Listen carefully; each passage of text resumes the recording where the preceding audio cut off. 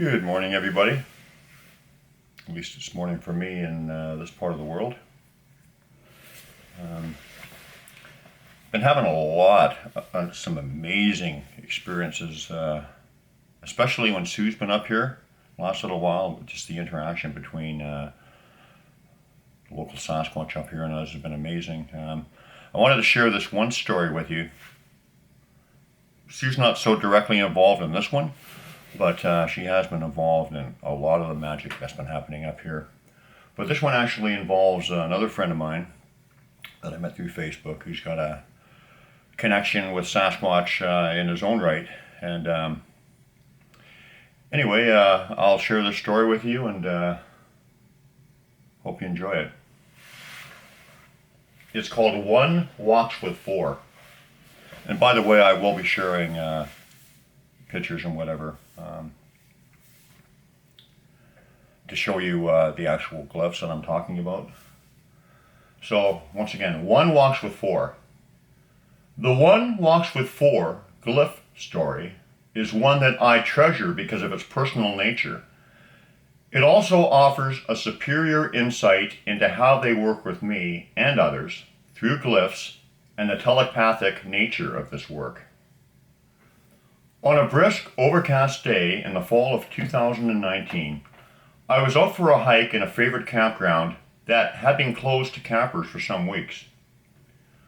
I frequent this area for a myriad of reasons: exercise, fellowship with the locals, and interest in what said locals have been up to top the list. As I ambled along, I caught sight of what appeared to be some rocks placed on top of one of the campsite's picnic tables. I approached it, and within moments of taking measure, I received a strong telepathic thought and instantly knew the rock glyph's meaning. The four-word "one walks with four" energy transmission was clear and precise. The message itself was referring to my connection and spiritual walk with my forest family. Although the meaning came instantly, as is more than often the case with personal ones, I began to unravel some subtle and not so subtle nuances over the course of the next few moments into the next day. Laid out before my eyes were three distinctive rock arrangements. The first featured a single rock, which signified me. Placed directly above it was a larger single rock that was in the undeniable shape of one of my forest friend's feet. Above that was a cluster of four rocks representing Ari, Rajase, Forshna, and Little Bud, the four local members I am most closely connected to.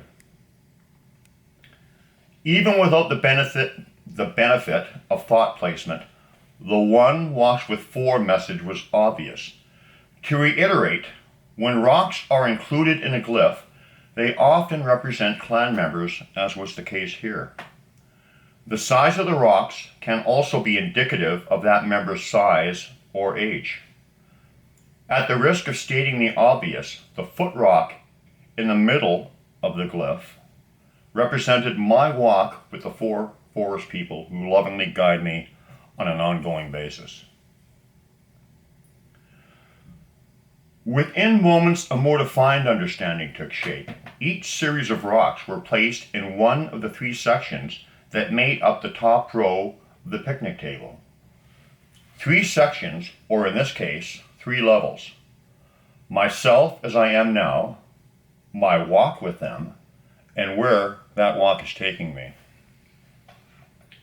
For the record, I am not a fan of the word levels because it supports separation in many oral applications.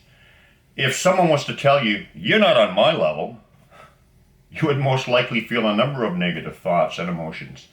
Inadequacy, jealousy, fear, and anger could be among the many that are felt.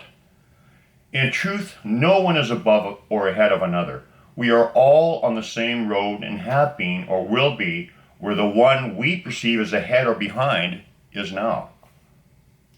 Knowing that is key to everything. We are all on a spiritual, often rocky road back home. Everyone's journey is a reason for celebration, especially if that journey's lessons are digested and the ones that you do not or that do not serve our higher purpose are discarded along the way.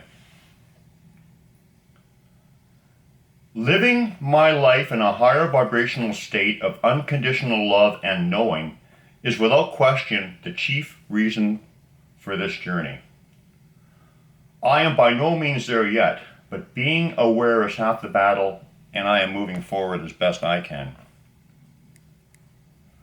The goal is for mankind as a whole to shift into this higher state, and when that happens, all the petty, infantile, meaningless, lower vibrational concerns that plague us will melt away, exposed by the perfect light of love.